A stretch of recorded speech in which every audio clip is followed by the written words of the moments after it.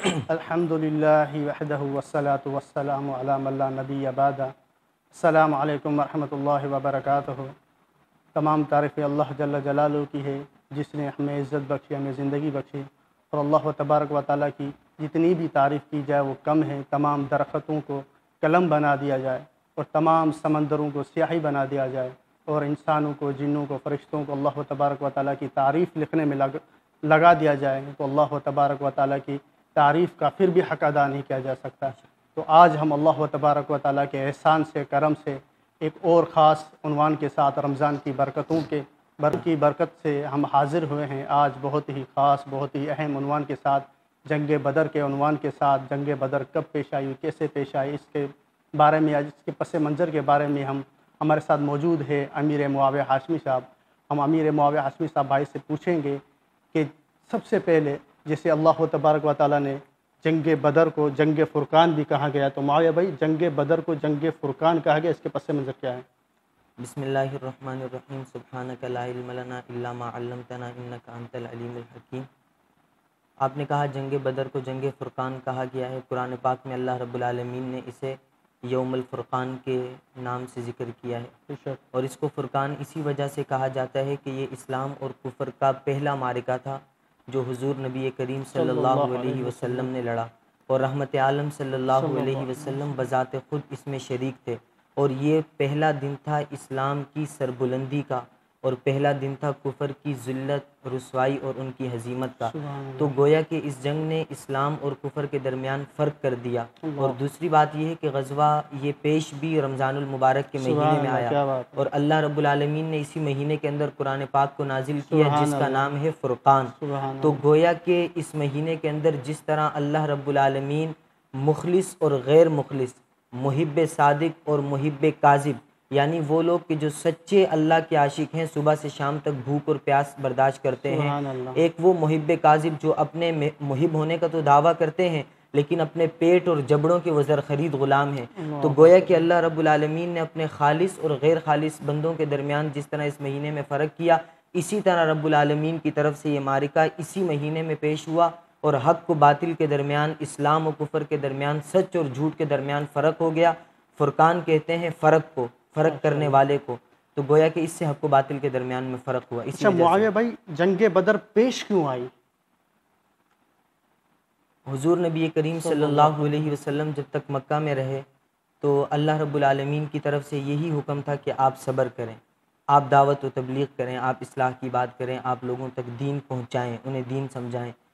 باوجود اس کے کہ کفار تکلیف بھی دیتے تھے لیکن اللہ رب العالمین کی طرف سے یہی حکم تھا کہ آپ صبر کریں۔ جب آپ صلی اللہ علیہ وسلم ہجرت کر کے مدینہ تشریف لے آئے، اللہ رب العالمین نے آپ کو شان و شوکت دے دی، آپ کو عزت دے دی، آپ کو ساتھی مل گئے، اور آپ کے پاس بہت سے اسباب مہیا ہو گئے۔ تو اب آپ صلی اللہ علیہ وسلم کو اللہ رب العالمین نے جہاد کا حکم دے دیا۔ اذن للذین یقاتلون بانہم ظلموا، وہ لوگ کہ جن پر ظلم ہوا اب اللہ نے ان کو قتال کی اجازت دے دی۔ صحابہ تو یہ چاہتے تھے کہ ہم مکہ میں رہتے ہوئے بھی ان کفار کو جواب دیں کہ ان میں یہ ہمت کیسے ہے کہ یہ رحمت عالم کو تکلیف دیتے ہیں، لیکن اللہ کا حکم تھا، اس لیے صحابہ کرام صبر کر کے بیٹھے تھے۔ اب جب یہ مدینہ میں آئے تو انہیں یہ اجازت مل گئی۔ ابو سفیان کا بہت بڑا قافلہ تھا کہ جو مکہ کے ساز و سامان لے کر شام سے واپس مکہ آ رہا تھا۔ مکہ کے لوگوں نے اس میں اپنا بہت سارا مال دیا تھا اور وہ تجارت کی غرض سے شام گیا تھا، اور اب وہ مال سے بھر کر واپس آ رہا تھا۔ تو آپ صلی اللہ علیہ وسلم کو جب اس کی اطلاع ملی کہ اس نے یہاں مدینہ کے راستے سے ہو کر جانا ہے، تو آپ صلی اللہ علیہ وسلم نے اپنے چند صحابہ کرام کو یہ حکم دیا کہ ہم جا کر اس کی خبر لیتے ہیں، ممکن ہے کہ ہم اس کو پالیں اور اللہ رب العالمین ہمیں اس سے بہت ساری غنیمت دیں۔ تو آپ صلی اللہ علیہ وسلم اپنے صحابہ کرام کو لے کر یہاں سے چل پڑے، اور وہاں سے ابو سفیان بھی بار بار یہ اطلاعات معلوم کر رہا تھا کہ کہیں محمد اور اس کے ساتھی ایسے نہ ہوں کہ ہمارے مدینہ سے گزرتے ہوئے ہمارے اس قافلے کو کوئی نقصان پہنچا دیں، ہمارے مقابلے میں نہ آ جائیں۔ اور یہاں سے آپ صلی اللہ علیہ وسلم بھی صحابہ کرام کے ساتھ چل پڑے، اور اس وقت آپ صلی اللہ علیہ وسلم کے ساتھ 313 یا 314 صحابہ کرام تھے۔ اچھا معاویہ بھائی، تو مدینہ کے اندر اور بھی بہت سارے صحابی تھے،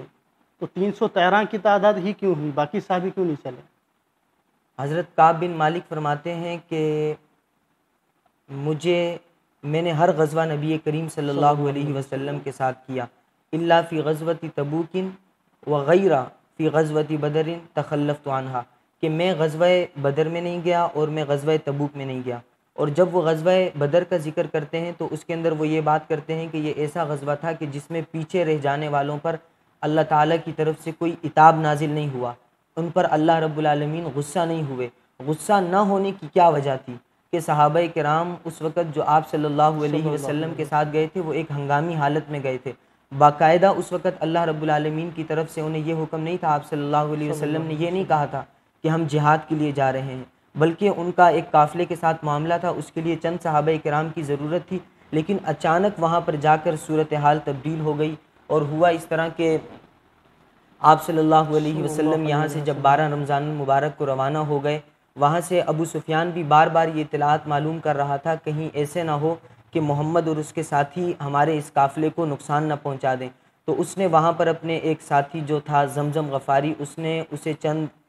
اجرت دی اور اسے دوڑا کر روانہ کیا مکہ، کہ آپ مکہ میں جا کر یہ اعلان کر دو کہ یہاں پر ہمارے قافلے کو خطرہ ہے، آپ ایسے کرو کہ وہاں سے نکل آؤ اور ہمارے اس قافلے کی خبر لو۔ اب وہاں پر جب عورتوں نے یہ بات سنا کہ ہمارا اتنا بڑا قافلہ آ رہا ہے، اس کے اندر ہمارا اتنا سامان ہے، ہم نے اپنی ساری پونجی وہاں پر لگا دی، اگر مسلمان اس کو نقصان پہنچا دیتے ہیں تو ہمارے لیے کتنی بڑی پریشانی کی بات ہو جائے گی۔ اچھا معاویہ بھائی، ابو سفیان کتنے چالاک تھے، ابھی تو مسلمان نہیں ہوئے تھے۔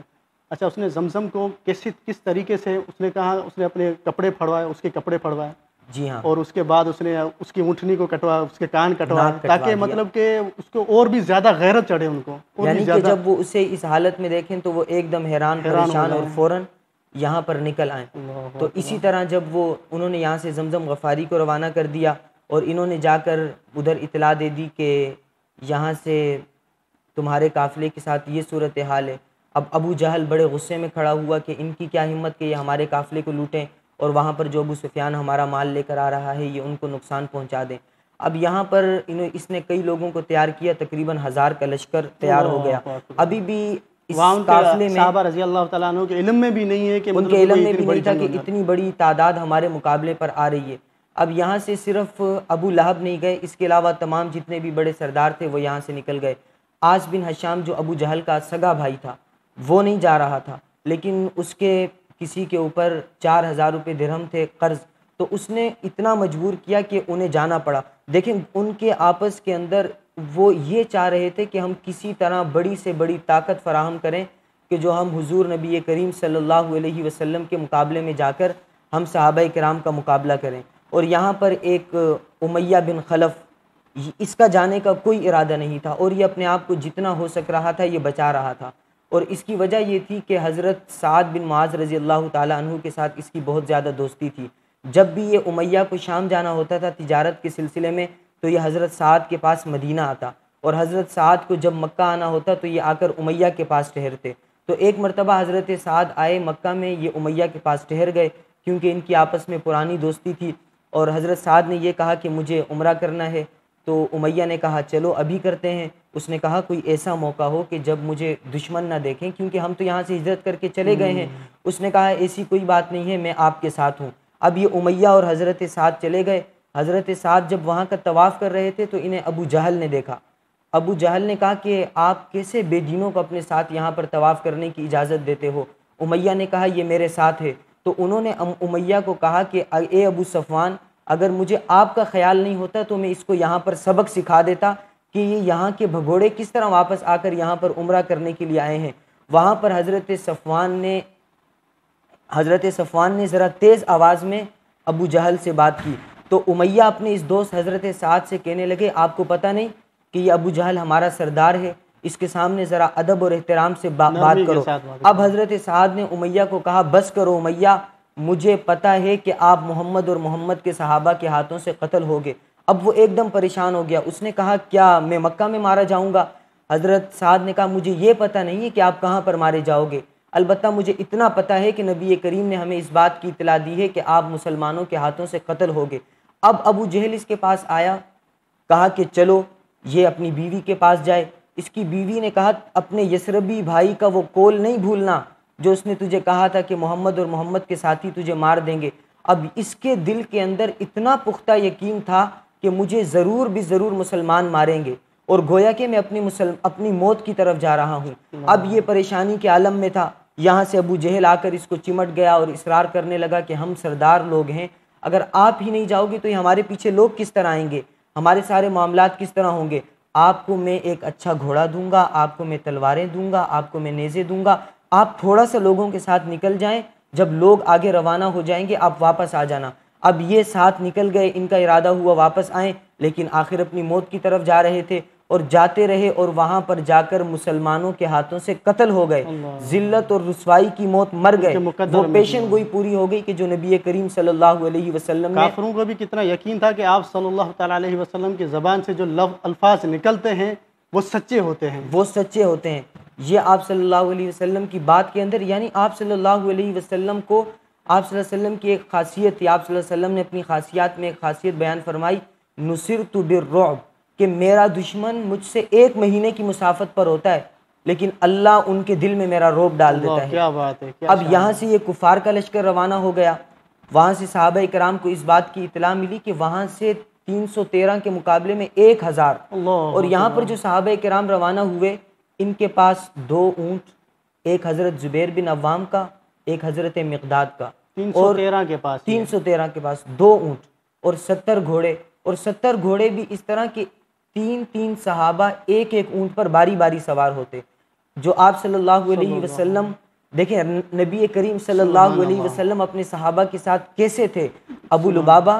حضرت علی المرتضیٰ رضی اللہ عنہما اور آپ صلی اللہ علیہ وسلم، یہ تینوں ایک اونٹ پر باری باری سواری کرتے۔ جب آپ صلی اللہ علیہ وسلم کے پیدل چلنے کی باری آتی تو حضرت ابو لبابہ اور حضرت علی المرتضیٰ رحمت عالم صلی اللہ علیہ وسلم سے کہتے کہ آپ سوار ہو جائیں، ہم پیدل چلیں گے۔ آپ صلی اللہ علیہ وسلم فرماتے تم چلنے میں مجھ سے زیادہ طاقتور نہیں ہو اور میں ثواب کمانے میں تم سے زیادہ بے نیاز نہیں ہوں۔ دیکھیں آپ صلی اللہ علیہ وسلم صحابہ کرام کے ساتھ اس طرح گھل مل کر میدان جنگ میں آئے۔ اب آپ صلی اللہ علیہ وسلم جب وہاں پر آ گئے، اب وہاں پر تو حالت تبدیل ہو گئی۔ وہ آئے تو ایک قافلے کی خبر لینے تھے، لیکن کیا معلوم وہاں سے 1000 کا لشکر اور پورے کر و فر کے ساتھ، تمتراک کے ساتھ، بڑے نیزوں بھالوں گھوڑوں خچروں کے ساتھ ان مسلمانوں کے مقابلے میں آ گیا۔ اب آپ صلی اللہ علیہ وسلم نے صحابہ کرام کو جمع کیا، حضرت ابو بکر نے کھڑے ہو کر بہت عمدہ تقریر فرمائی، سبحان اللہ، آپ صلی اللہ علیہ وسلم خوش ہو گئے۔ حضرت عمر کھڑے ہوئے اور آپ صلی اللہ علیہ وسلم کو پوری یقین دہانی کروائی کہ ہم آپ کے ساتھ اپنی جان دے دیں گے۔ پھر یہاں سے ایک صحابی رسول حضرت مقداد کھڑے ہو گئے اور انہوں نے بڑی عجیب بات کی، انہوں نے کہا جو آپ کو اللہ کا حکم ہے آپ وہ کر لیں، ہم وہ بات نہیں کریں گے کہ جو موسیٰ کے ساتھیوں نے موسیٰ سے کہا تھا جب وہ جبارین کے مقابلے میں آئے تھے، اذهب انت وربک فقاتلا انا ہاہنا قاعدون، موسیٰ ہمیں کن کے مقابلے میں لے آئے، ہم ان کے مقابلے میں کیسے لڑیں گے، آپ جانیں آپ کا رب جانے، ہم تو یہاں پر بیٹھے ہوئے ہیں۔ حضرت مقداد نے کہا ہم یہ کہیں گے اذهب انت وربک فقاتلا انا معکما مقاتلون، اے نبی کریم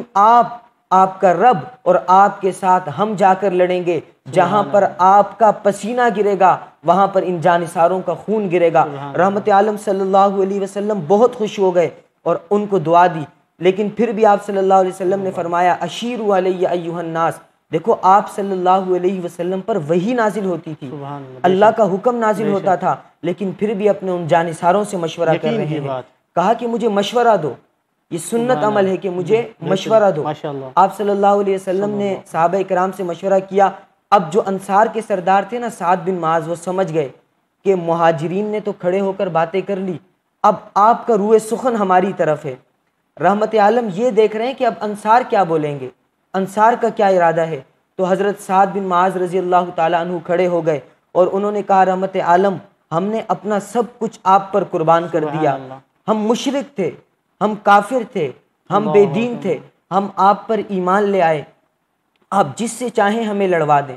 جس سے چاہیں ہماری صلح کروا دیں، آپ ہمیں جہاں جانے کا حکم دیں گے ہم آپ کے ساتھ جائیں گے، ہمارا مال ہمارے پاس رہے، ہمیں اس پر خوشی نہیں، ہمارا سارا مال آپ پر قربان ہو جائے، ہمارا دل یہ چاہتا ہے، اگر آپ ہمیں برق الغمات تک جانے کا حکم دو گے ہم آپ کے ساتھ جائیں گے، اگر آپ ہمیں سمندروں کے اندر اپنے گھوڑے ڈال دینے کا حکم دو گے تو یا رسول اللہ ہم پیچھے نہیں ہٹیں گے، اور اگر آپ جنگ کا حکم دو گے تو آپ انشاءاللہ کل وہ عالم دیکھیں گے کہ یہ انصار آپ کی آنکھیں ٹھنڈی کر دیں گے۔ بات ہے، اب رحمت عالم صلی اللہ علیہ وسلم پوری طرح جنگ کے لیے تیار ہو گئے۔ اب آپ نے دو صحابی، ایک کا نام بسبس اور ایک کا نام عدی رضی اللہ عنہما، ان کو جا کر وہاں پر خبر کے لیے بھیجا۔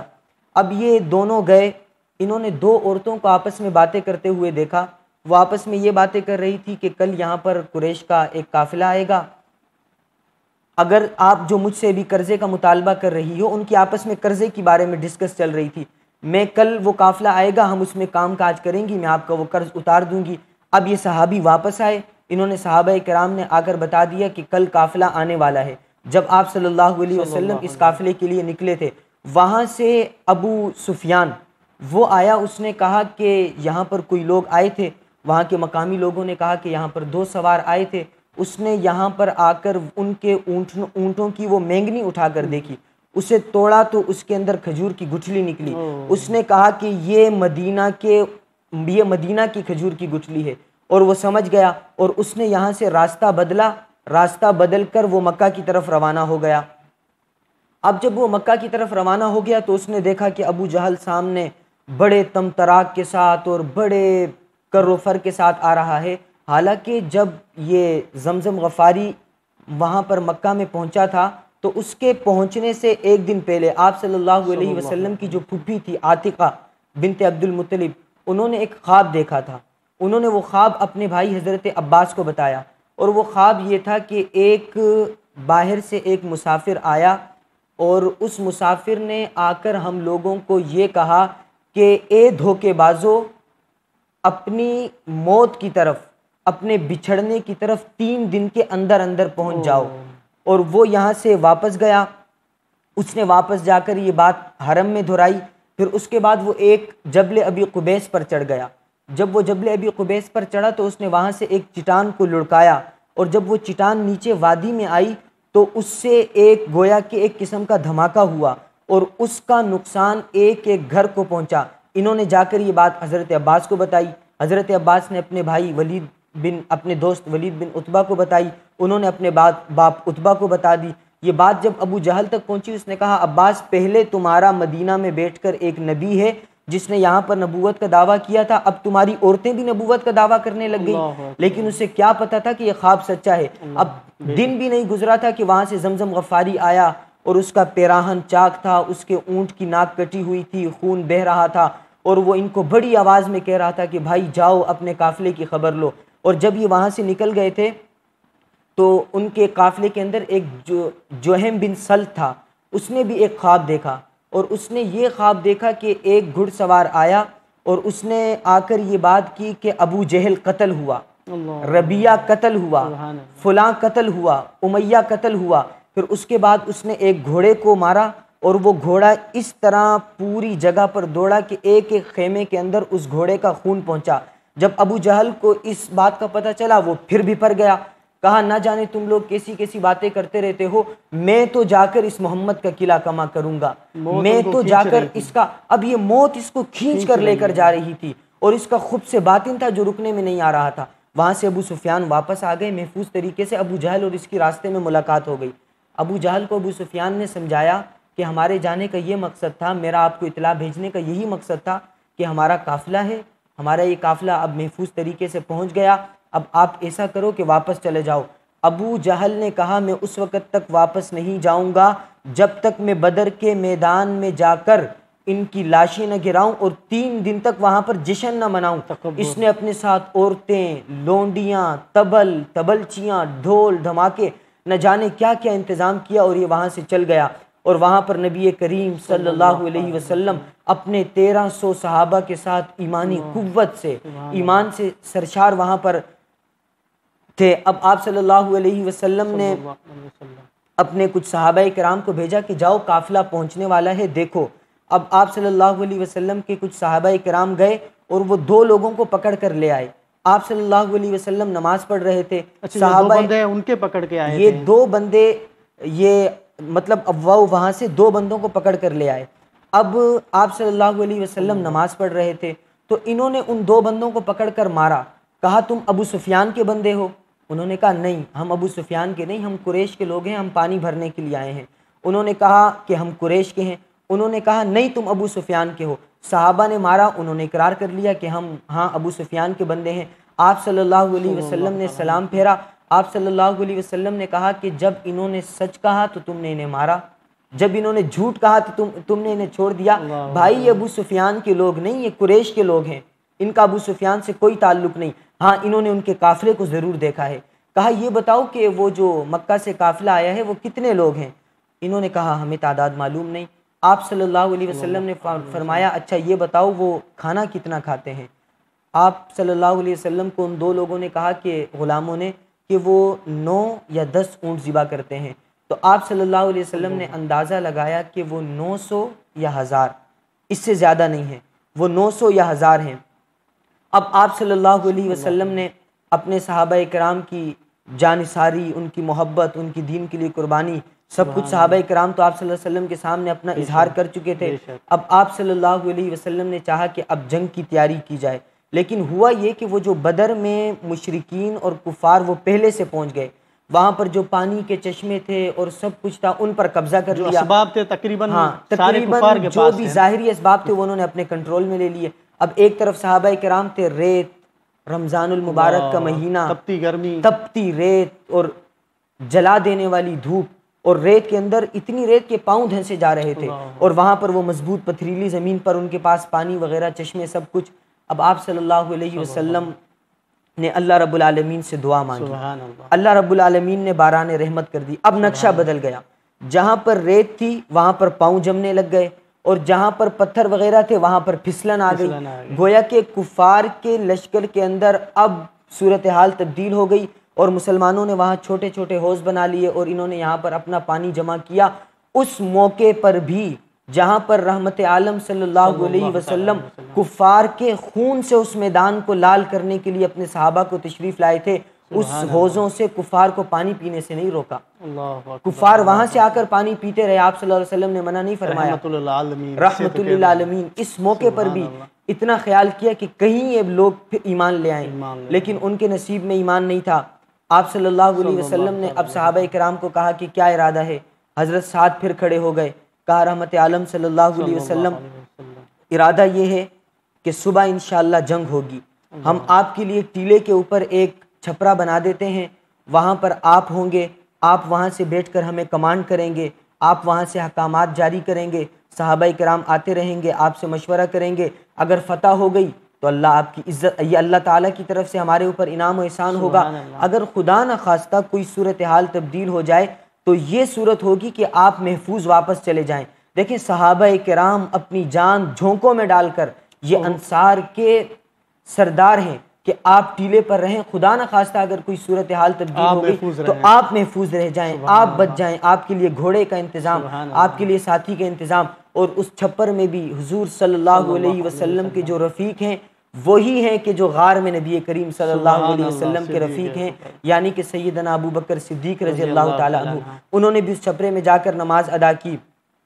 اور حضرت سعد وہاں پر باہر تلوار لے کر کھڑے ہو گئے۔ تو صبح آپ صلی اللہ علیہ وسلم اپنے صحابہ کو لے کر گئے اور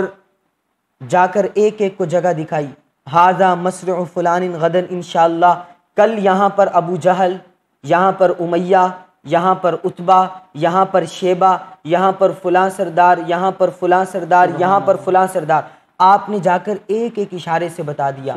صحابہ کرام کہتے ہیں کہ جب دوسرے دن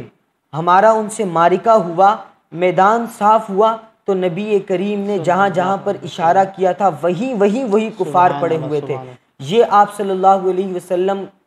نے صحابہ کرام کو اس طرح تیار کیا۔ اب یہاں پر جنگ کا ارادہ ہو گیا، وہاں سے کفار کے دل کے اندر اتنا روب بیٹھ گیا کہ وہ آپس میں ایک دوسرے کو کہنے لگے، دیکھیں 1000 تھے، انہوں نے آ کر اپنے بندے بھیجے، انہیں معلوم ہو گیا تھا کہ یہ 313 ہیں، اور اسلحے بھی کتنے، اسلحہ ان کے پاس کیا ہے، اسباب کیا ہے، اور انہوں نے ادھر ادھر جا کر کہا کہ کوئی کمین گاہ نہ ہو، کہیں کوئی اور لوگ نہ بیٹھے ہوں، ہر طرح سے اطمینان کر لیا کہ یہ لوگ 313، یہ 300 سے زیادہ نہیں ہیں، لیکن اس کے باوجود بھی آپس میں مشورے کر رہے تھے کہ یار ہمارے قافلے کا مسئلہ تھا، یہ تو ہمارے خاندان والے ہیں، کیسے ہم اپنے چچا کے بیٹوں پر اپنے خون کے ہاتھ رنگین کریں گے، بہتر یہی ہے کہ ہم لوگ یہاں سے واپس چلے جائیں۔ یہ آئے، انہوں نے ابو جہل کو یہ بات بتائی، لیکن ابو جہل وہ ماننے میں نہیں آ رہا تھا۔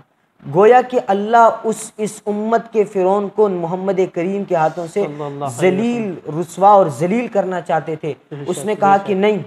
میں یہاں پر آیا ہوں تو میں ان کا مقابلہ کر کے جاؤں گا۔ ہاں، اس کی موت اس کو یہاں پر کھینچ کر لے آئی تھی۔ جہاں پر موت ہو تو انسان وہاں پر چلا آتا ہے، جس طرح وہ امیہ